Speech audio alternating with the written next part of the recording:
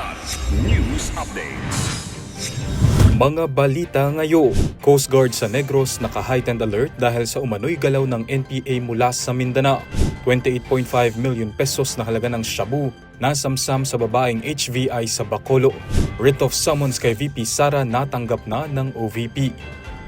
Ako po si Cesar Soriano para ihatid ang nangungunang mga balita sa buong kapuluan ngayon. Nagpatupad ng heightened alert ang Philippine Coast Guard o PCG sa Negros Island Region matapos makatanggap ng intelligence reports hinggil sa umano'y paggalaw ng mga hinihinalang miyembro ng New People's Army o NPA mula sa Mindanao. Sa panayam kay Commodore Christopher Auro, Commander ng Coast Guard District Southern Visayas, Mayo 19 Martes, agad pinalakas ang maritime at coastal security sa Negros Oriental at mga karatig lugar. Nag-deploy ng dagdag na Coast Guard personnel at hinigpitan ang inspeksyon sa mga pangunahing pantalan sa Bacolod, Cadiz, Siquijor at Dumaguete. Pinalawak din ang sea patrols, port inspections at canine operations sa mga baybayin at karagatan. Kasunod ito ng serya ng armadong sagupaan sa Negros Occidental ng 19 na hinihinalang rebelde ang napatay sa Toboso at 5 naman sa hiwalay na engkwentro sa Kawayan. Nakikipag-ugnayan ng PCG sa PNP at Philippine Army para sa seguridad sa rehiyon. Arestado ang isang high-value individual o HVI matapos makumpiskahan ng tinatayang 28.56 milyong pisong halaga ng hinihinalang shabu sa isinagawang buy-bust operation ng Bacolod City Police Office o BCPO kagabi Mayo 19. Kinilala ang suspect na si alias Bongi, 36 anyos na babae na nahuli sa Purok Fatima Islamic Center Barangay 31 matapos magbenta ng isang sachet ng hinihinalang shabu sa isang police poster buyer.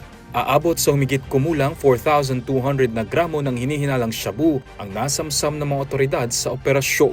Dinala ang suspect at mga nakuhang ebidensya sa Police Station 6 ng BCPO para sa dokumentasyon bago isumite sa PNP Provincial Forensic Unit para sa laboratory examination. Natanggap na ng Office of the Vice President o OVP ang writ of summons mula sa Senate Impeachment Court ngayong araw Mayo 20.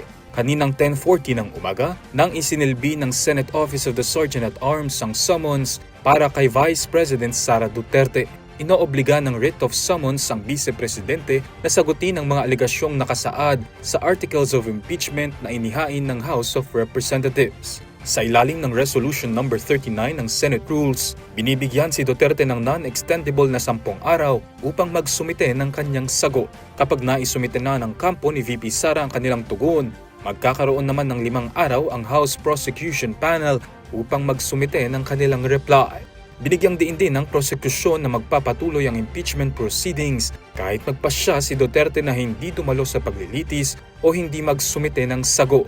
Ayon sa kanila, tungkulin sa ilalim ng konstitusyon ng Vice Presidente ang pagharap sa proseso bilang bahagi ng pananagutan, transparency at accountability sa publiko. Para sa Kidlat News Channel, ako si Renz Lenon, nag-uula. Ako po si Cesar Soriano kasama nyo sa bawat pagputo ng balita.